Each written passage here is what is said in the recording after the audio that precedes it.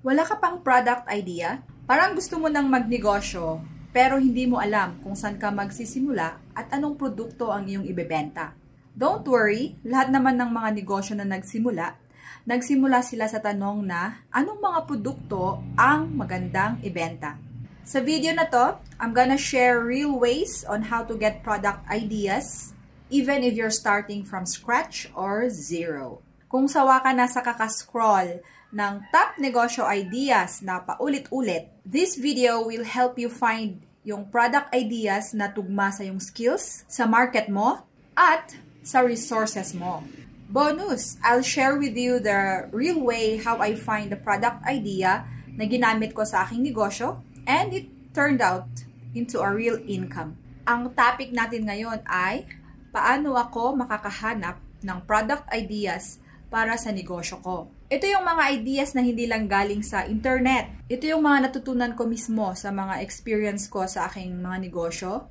From running Montañosa Gifts, yung frozen shop namin, at saka yung Hollow Blocks and Aggregates business. When I started, especially when I left the ESL industry, I really had no idea. Wala talaga akong ka-idea kung ano yung gusto kong simulan. Basta, ang nasa isip ko, gusto ko nang magsimulang magnegosyo para matry ko na at alam mo na, live the dream of being a negosyante. Pero, anong produkto? Anong serbisyo? Ano yung gagawin kong negosyo? At yun nga ang problema. Wala talaga akong idea. So, I jumped from one business to another. Ayon, minsan sablay, minsan ubos pa ang pera. And so, I failed most of them. Pero isang bagay lang ang naging style ko. Nakita ko na kapag essentials or needs ng tao, meron at meron kang customers. So that's what I based my negosyo. I always based the business on essentials or needs ng mga tao. Kahit hindi siya yung dream business or yung business na medyo glamoroso, kasi nga naman galing tayo sa ESL industry, tapos pupunta ka sa negosyo na magbebenta ng fish and chicken, magtatadtad ka doon, di ba? So, kahit na hindi siya dream business, basta galing siya sa need or essential, papatok yan. May bibili at may bibili. Kahit pa hindi natin expertise, but we are willing to learn. So, we learn as we go, and we learn as we do the business. And that's how our frozen shop business came to light. Kasi at that time, I based it from what the need of our community is. Lalo na nung nagkaroon ng bridge construction, ang very inconvenient pumunta sa market.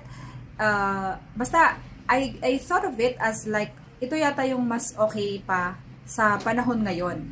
Yan. So, good thing, I started the frozen shop business kasi that time, yung susunod na is pandemic. So, during the pandemic, it was needed by the community. At it ran out smoothly naman. And during that time, nagkaroon pa ng problema. I have a friend who had a farm and of course, minsan nagkakasabay-sabay yung supply ng lemon, nagkakaroon ng oversupply ng lemon. And syempre, dinadalhan ako sa store ng mga fresh produce na ibebenta. And most of the time, maraming nasisira. Syempre, fresh produce. It came to us na paano ba siya i-preserve or anong other product na pwede naming i-formulate based from this. Doon nagsimula na ang problema, ang naging basis namin para magkaroon kami ng isang produkto. We studied, we tested, we learned, and slowly that problem became an opportunity. And of course, that's how Montañosa Gifts Fruities was born. So let me share with you the tips na yung mga natutunan natin sa paano ka makabuo or paano mo malalaman yung produkto na swak na ibebenta mo para sa yung negosyo. Tip number 1, start with your interest plus observation. Ano ba yung mga produkto na lagi mong ginagamit, na lagi mong hinahanap or pinoproblema at nire-recommend sa ibang tao? Your best product often comes from your own life. Tip number 2, solve a problem. Ayan, mag-solve ka ng problem. Look around your area. Ano yung wala na kailangan ng tao? Kung may solusyon ka, kahit basic lang yan, that's already a product idea. Tip number 3, listen to questions. Pag may mga nagtatanong sa'yo, saan ka nakabili ng ganito? Or pwede bang i-order mo rin ako ng ganito? That's already a clue. Minsan, may idea ka na, pero validation na lang ng mga tanong ng iba. Tip number 4, try first, then improve. Ayan, so hindi kailangang perfect agad yung product idea mo. Kailangan mo din siyang i-test. So kami sa Montañosa Gift, hindi nyo lang alam, ilang years namin siyang tinest.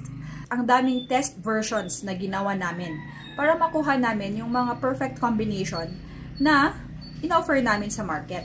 O, ito na, tip number 5. Combine what you know with what the market needs. Ayan, so kung may skills ka, may kaalaman ka tungkol sa halaman, sa pagluluto, sa arts, sa design, i-combine mo siya sa market demand. Halimbawa, marunong ka sa skincare, tapos ang daming mga nagtatanong about natural products regarding the skincare.